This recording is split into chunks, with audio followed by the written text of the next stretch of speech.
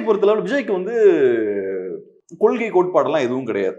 அவரோட ஸ்ட்ரென்த் அவரோட ஃபேன்ஸ். அவர் என்ன சொன்னாலும் கேட்பாங்க. பிஜேபி ஓட்டு போடுனா ஃபேன்ஸ் பிஜேபி ஓட்டு போடுவாங்க. திமுக போடுனா திமுக போடுவாங்க.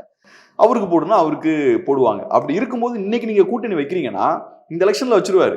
நாளைக்கு டக்குன்னு போய் ஒரு திராவிட கட்சியோடயோ பாஜகவோடய போய் சேர்ந்தாருன்னா அப்புறம் அந்த பழி யார் மேல வந்து விழும்? அது கண்டிப்பா என்டிகே மேலையும் அது விழும்.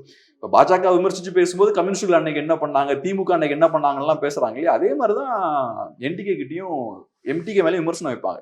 ஒரு எக்ஸாம்பிள் மட்டும் சொல்றேன். இப்ப சீமான் அவர்கள் மேபி ஒரு 10-15 இயர்ஸ்க்கு முன்னாடி 10-15 இயர்ஸ் அரௌண்ட் 10 இயர்ஸ்க்கு முன்னாடி பேசியிருப்பாருன்னு நினைக்கிறேன். இந்த 2016 டைம்ல பேசியிருப்பாருன்னு நினைக்கிறேன். இலை மலர்ந்தால் ஈழம் மலரும் அப்படின்னு பேசியிருப்பாருன்னு நினைக்கிறேன். இன்ஃபேக்ட் நான் அந்த வீடியோ பார்த்தது கிடையாது. ஆனா நிறைய பேர் அந்த விமர்சனம் தான் வைக்கிறாங்க. இந்த இடத்துல கொள்கை காம்ப்ரமைஸ் ஆகுது.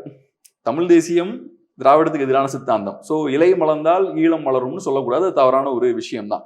ஆனா அது ஒரு மேடையில ஒரு 10 செகண்ட் பேசின ஒரு விஷயம் தான். ஒரு சின்ன மிஸ்டேக் ஒரு சின்ன காலகட்டத்தில் ஒரு குறிப்பிட்ட ஒரு காலகட்டத்தில் நடக்குது. அதை இன்னைக்கு வரைக்கும் பேசி விமர்சிச்சுட்டு இருக்காங்க. தமிழரசன் அவர்கள் பிரச்சாரம் கூட பாம்பே எம்எல்ஏ தமிழரசன் அவர்களுக்கு பிரச்சாரம் பண்ணது கூட இப்ப பேசப்படும் பொருள். ஆமா, ஒரு நாள் ஒரு சின்ன தவறு நீங்க பண்றீங்க, அதை இன்னைக்கு வரைக்கும் பேசுறாங்க. எனக்கு அந்த வீடியோ இருக்கான்னு கூட தெரியல. நான் ஏன்னா வீடியோலாம் நான் பார்க்கல. அப்ப நீங்க யோசிச்சு பாருங்க, ஒரு கூட்டணி வைக்கிறீங்க, கொள்கையை மீறி ஒரு கூட்டணி வைக்கிறீங்கன்னா விடுவாங்களா? அப்புறம் உங்களை காலம் முழுக்க பேசிக்கிட்டே இருப்பாங்க.